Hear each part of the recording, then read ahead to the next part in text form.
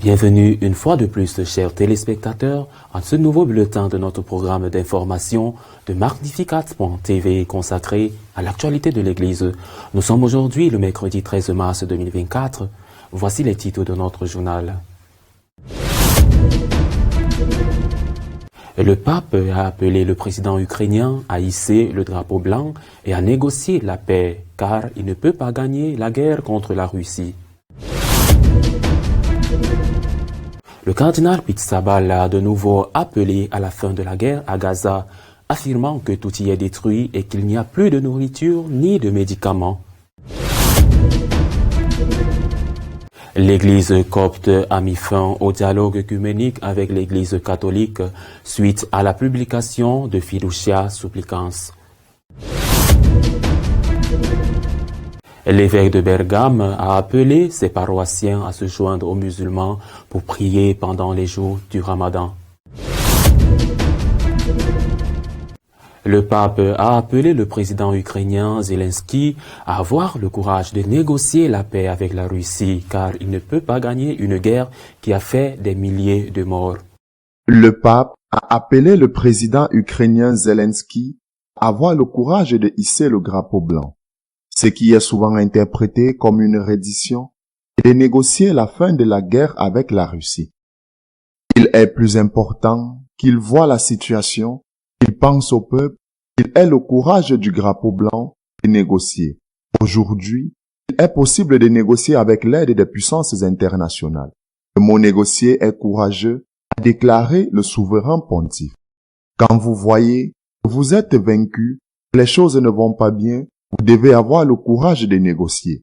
Vous avez honte, et avec combien de morts cette guerre va-t-elle se terminer? Négocier à temps, chercher des pays médiateurs. Dans la guerre d'Ukraine, il y en a beaucoup. La Turquie s'est proposée, et d'autres encore. Il n'est pas honte de négocier avant que la situation ne s'aggrave, a-t-il déclaré lors d'une interview à la télévision suisse. Le pape a également répondu à la question de savoir s'il avait proposé de négocier dans les conflits en Ukraine et dans la bande de Gaza. Je suis là, point final. J'ai envoyé une lettre aux Juifs d'Israël pour qu'ils réfléchissent à cette situation. La négociation n'est jamais une reddition. C'est le courage de ne pas conduire le pays au suicide. Les Ukrainiens, avec l'histoire qu'ils ont, les pauvres, les Ukrainiens, à l'époque de Staline, combien ils ont souffert. Le pape a dénoncé le fait que l'industrie de l'armement est à l'origine des guerres. Il y a un mois, l'économe me disait comment allait le Vatican, toujours en déficit. Savez-vous où se trouvent aujourd'hui les investissements qui rapportent le plus? Dans les usines d'armement. On gagne en tuant.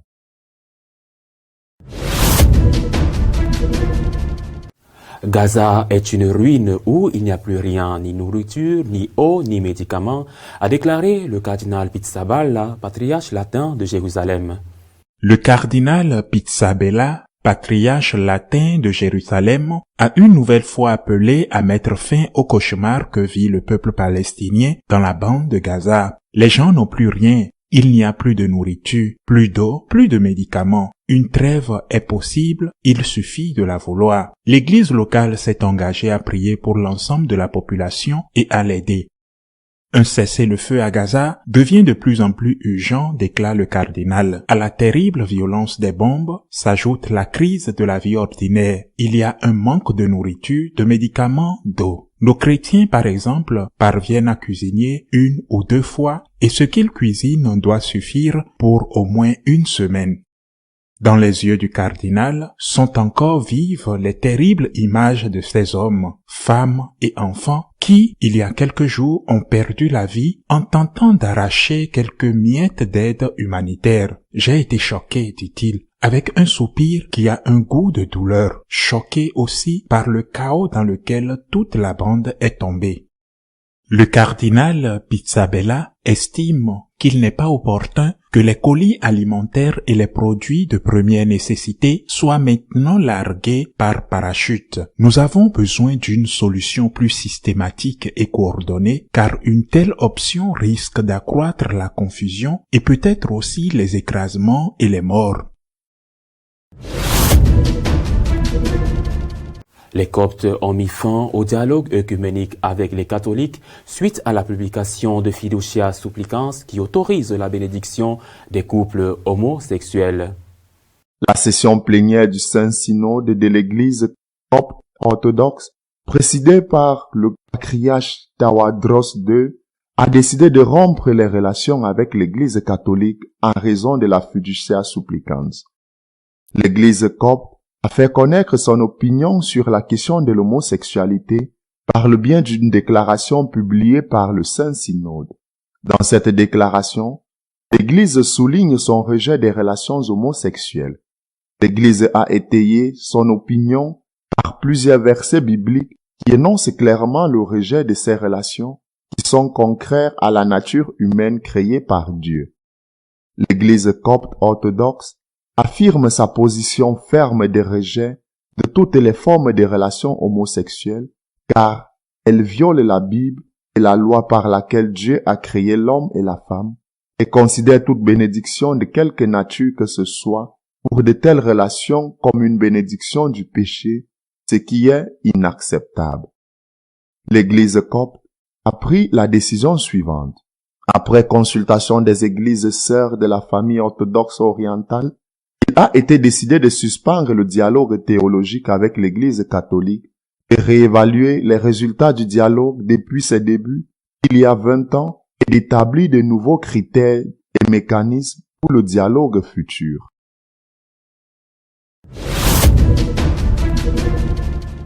L'évêque du diocèse italien de Bergame a appelé ses paroissiens à se joindre aux célébrations musulmanes du Ramadan en participant à leurs prières. Le diocèse italien de Bergame exhorte les prêtres à explorer la possibilité de dialogue interreligieux pendant ce qu'il appelle le mois sacré du Ramadan, en soulignant l'importance de participer aux pratiques de prière et aux repas avec les musulmans.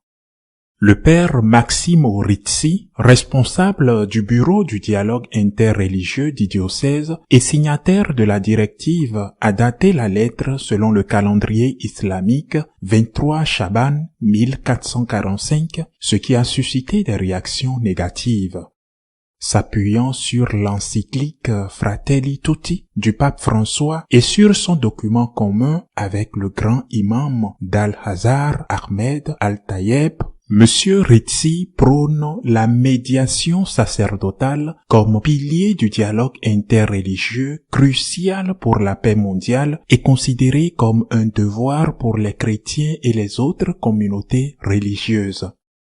Robert Spencer, éminent spécialiste de l'islam, a critiqué la perception selon laquelle le Ramadan peut servir d'occasion de rapprochement avec les musulmans, la décrivant comme une illustration des limites et des échecs du dialogue interreligieux et soulignant que le Ramadan met l'accent sur le djihad en tant que principal service à rendre à Allah.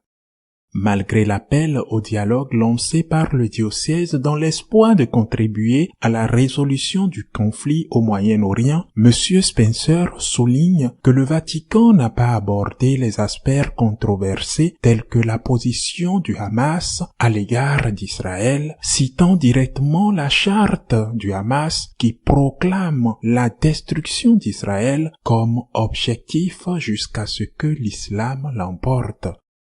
D'autres critiques ont été émises concernant l'invitation à prier pendant le Ramadan dans des contextes liturgiques catholiques. Des voix telles que celle du journaliste italien Aldo Maria Valli et de la romancière Elisabetta Sala ont exprimé leur inquiétude quant à l'orientation de ces efforts de dialogue interreligieux et des incidents antérieurs de profanation dans le diocèse soulignant un écart par rapport aux principes chrétiens fondamentaux.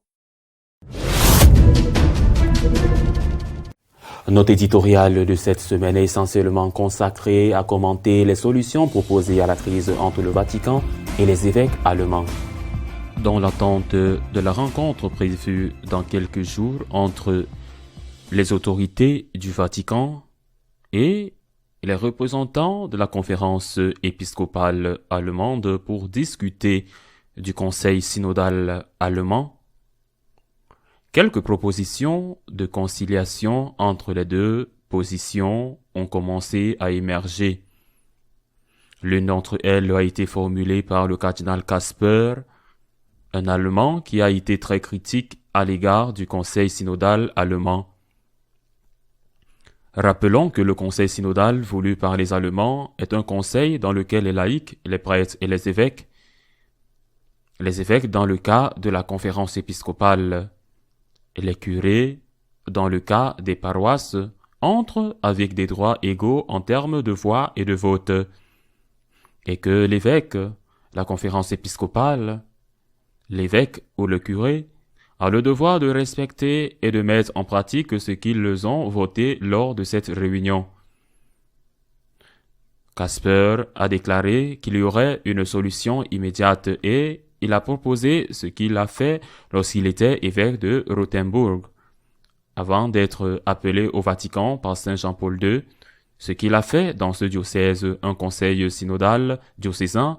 Les laïcs ont le droit de voter, mais après avoir voté, c'est l'évêque qui doit mettre en œuvre le résultat qui a été décidé par un vote. Ce que Kasper a dit n'est pas très clair, à savoir si l'évêque, dans son cas, le curé, serait obligé de l'appliquer ou s'il pouvait se réserver un droit de veto.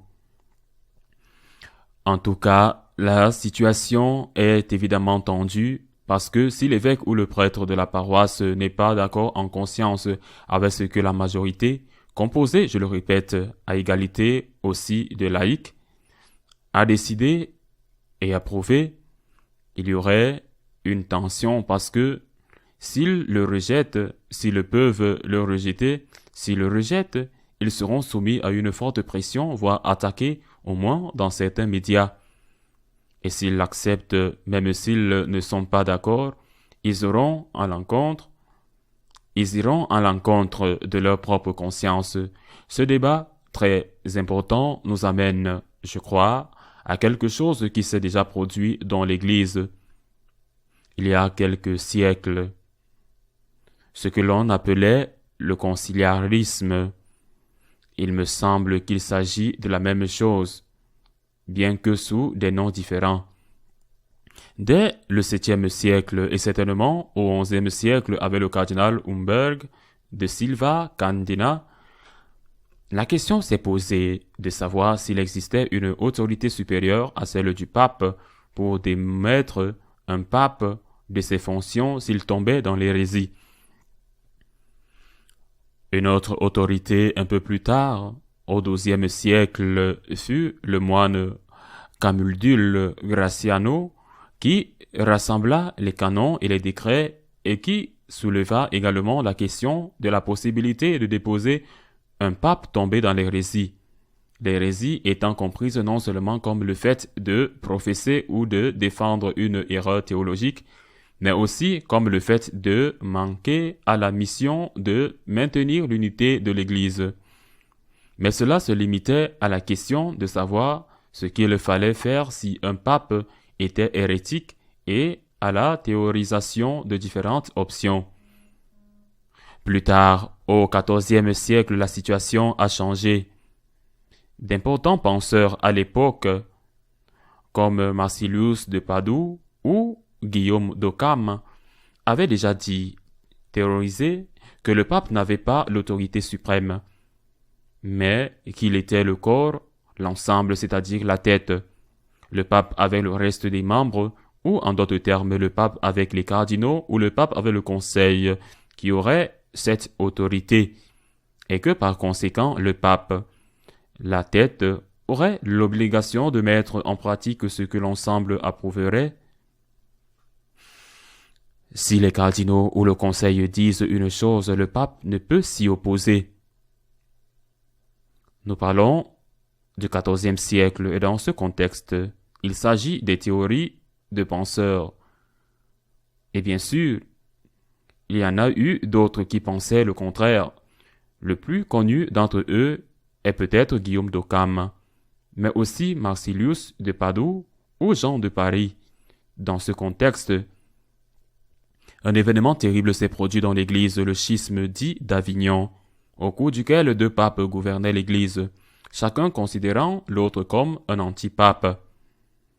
Il y en a même eu 3, car un 3e pape a été élu pour que les 2 précédents démissionnent et finalement, les 2 autres n'ont pas voulu démissionner et il y a eu une époque où l'église comptait 3 papes. Un concile s'est réuni dans la ville de Constance et lors de ce concile qui s'est produit, surtout concentré sur le problème des 2 papes de l'époque, on est arrivé à la conclusion que le concile était au-dessus du pape. En d'autres termes, les théories de Marsilius de Padoue ou de Guillaume d'Occam sont acceptées. Le concile est au-dessus du pape, et donc le concile peut destituer les 2 papes et en nommer un 3e, ce qui a été fait. Cette approbation au concile de Constance était limitée à la question de la résolution du problème de l'existence de 2 papes dans l'Église. 1414-1418 est la durée de ce concile.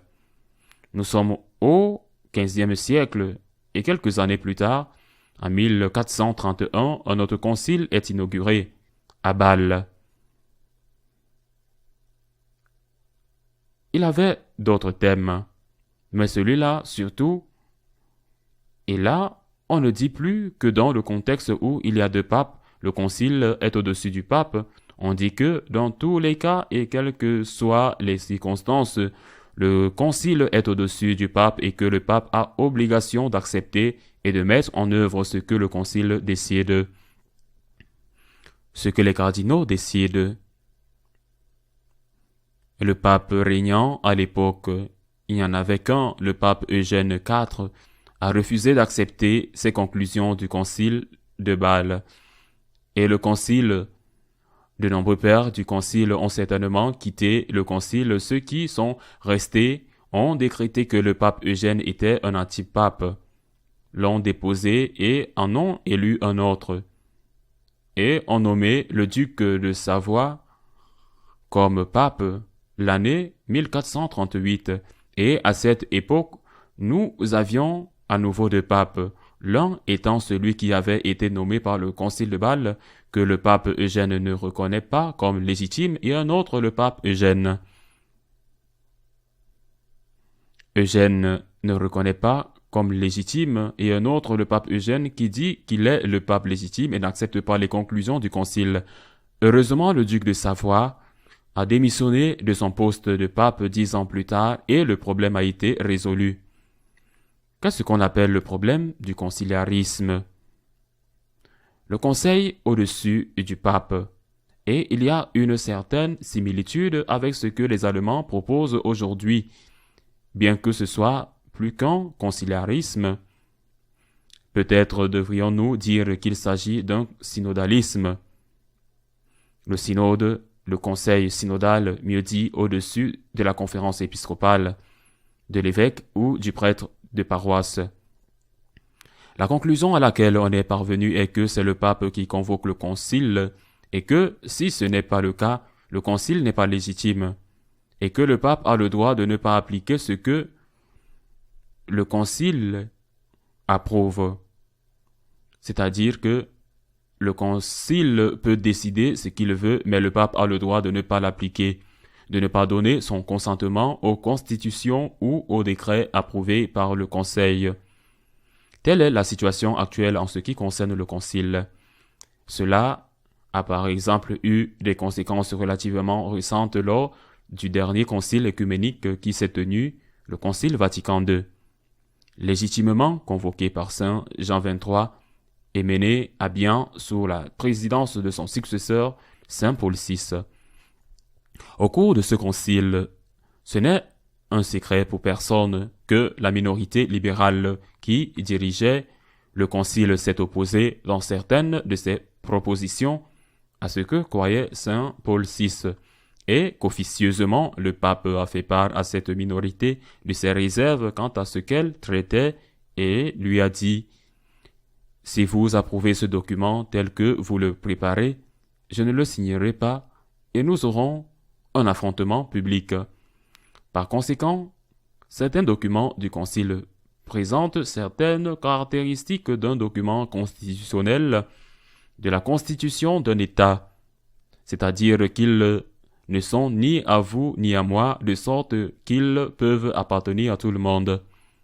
Mais nous avons vu les conséquences ces dernières années lorsqu'il s'agit d'appliquer ces documents qui, sous certaines formes, étaient ambigus parce qu'ils avaient été le résultat de la cession de certains et de la cession d'autres.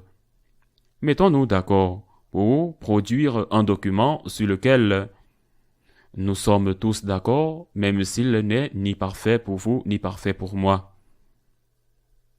Et c'est pourquoi, après le Concile Vatican II, on parle de la nécessité d'une herméneutique, c'est-à-dire d'une interprétation. Ratzinger, en tant que théologien, puis en tant que préfet de la doctrine de la foi, et enfin en tant que pape, a soulevé la question de l'herméneutique de la continuité, c'est-à-dire des documents qui, comme une constitution civile, peuvent être compris, lus et appliqués dans un sens ou dans l'autre. Alors que d'autres, par exemple l'école dite de Bologne, ont proposé le contraire, des documents conciliaires doivent être appliqués avec une herméneutique de rupture par rapport à la tradition. Il est nécessaire de commencer d'une certaine manière et, sur certains points, il est nécessaire de recommencer. Il faut laisser le passé derrière soi. Telles sont les conséquences et nous les voyons, nous les vivons et, sous certains aspects, en raison de la tension interne de l'Église, nous les subissons. Que sortira-t-il de ce dialogue avec les Allemands et le Vatican? Je ne pense pas, personnellement. Je pense que ce serait une erreur pour les synodes nationaux, les synodes diocésains ou les conseils paroissiaux. Je pense que ce serait une erreur que les synodes cessent d'être consultatifs. Les conciles doivent être des conciles. Il est très important d'écouter les conseillers. Très important, ils doivent être pris au sérieux. Le conseil paroissial, le conseil presbytéral, le conseil épiscopal. Les conseils qui entourent les conférences épiscopales doivent être écoutés et pris au sérieux. Les laïcs doivent être pris au sérieux et au sein du concile et du conseil. Bien sûr, vous pouvez voter, mais les conseils doivent être des conseils et ils ne peuvent pas devenir des organes qui font pression sur l'évêque, sur le prêtre de la paroisse ou même sur les évêques qui les obligent à faire des choses contre leur conscience. Si les conseils cessent d'être des conseils, nous revenons 5 siècles en arrière et nous en subirons peut-être les conséquences amères. Nous ne devons pas oublier que le rejet par Eugène IV de ce qui a été approuvé au concile de Bâle, à savoir que le concile est au-dessus du pape en toutes circonstances, a été le terreau sur lequel Luther et la réforme luthérienne ont émergé plus tard. Un autre sujet qui me préoccupe beaucoup est la santé du pape. Il souffre toujours d'une bronchite. Il fait toujours son programme d'audience, mais il ne peut pas parler. Mais ce qui s'est passé mercredi a été très douloureux pour moi. Le pape souffre d'une bronchite. Il s'est rendu dans un hôpital. L'hôpital Gemelli pour vérifier s'il souffrait ou non d'une pneumonie en effectuant un scanner, mais ils n'ont pas donné le résultat de ce scanner. Mais il est évident qu'il souffre d'une bronchite. Et il le dit lui-même, et il ne peut pas lire les discours. Dans ces conditions, comment est-il possible qu'ils doivent passer 1 heure ou plus sur la place Saint-Pierre? Dans le froid, ce n'est pas le milieu de l'hiver, mais il fait froid. À 9h30 du matin, et qu'on le mette dans la papa mobile et qu'on lui fasse faire le tour de la place. La papa mobile ne va pas à toute vitesse, mais elle se déplace. Comment est-il possible qu'on fasse cela à un homme de 87 ans? S'il a une bronchite, il est normal que les audiences, s'il veut les faire, se déroulent dans la salle Nerbi dans la salle Paul VI où il est plus à l'abri. C'est ce que je ferai avec mon père. Je ne l'exposerai pas. Avec une bronchite et incapable de parler et avec des difficultés respiratoires, je ne l'exposerai pas à l'air froid du matin. Il me semble sincèrement que c'est un mauvais traitement et je ne peux penser qu'à une chose et elle n'est pas très flatteuse. Si c'est ainsi qu'il est traité par ceux qui sont censés s'occuper de lui et soi-disant l'aimer, il me semble que le pape n'a pas besoin d'ennemis. Il faut s'occuper de lui, il a 87 ans, et ne peut être exposé et soumis à des risques inutiles. S'il veut tenir des audiences, c'est sa décision. S'il veut continuer à avoir une visibilité publique, je demande que ce soit dans la salle de classe Paul VI et qu'il ne soit pas exposé au froid afin qu'il ne souffre pas davantage. Continuons de prier pour le pape. À la semaine prochaine, si Dieu le veut. Si vous souhaitez être au courant de tout ce qui se passe dans l'Église, vous pouvez le faire à travers notre page d'information Magnificat.tv. Nous continuerons à vous tenir informés de tout ce qui se passe dans l'Église. À nous revoir la semaine prochaine, si Dieu le veut.